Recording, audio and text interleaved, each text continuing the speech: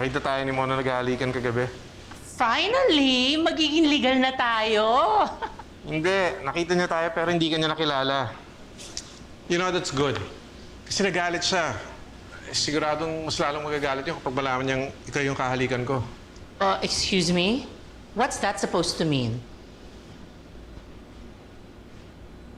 Look, ayoko magalit si Mon. You are the exact opposite of his mother. Kailangan maayos ang lahat bago kita pakilala sa kanya. So, hanggang kailan mo ako itatago ng ganito?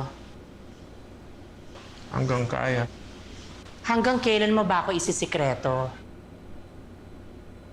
Secret! Alam mo, parang mo akong pet toy. Tinatago sa isang hawla na ayaw mo ako i-share sa buong mundo. Sige na. Please, I'll make it up to you. No. Wala ako sa mood ngayon. Alis ka dyan. Sige na, parati ka naman nasa mood, di ba? Wala ako sa mood ngayon. Pretty please? Alis ka nga dyan. Wala nga ako sa mood. Sige na. Sige na nga. Kulit na to.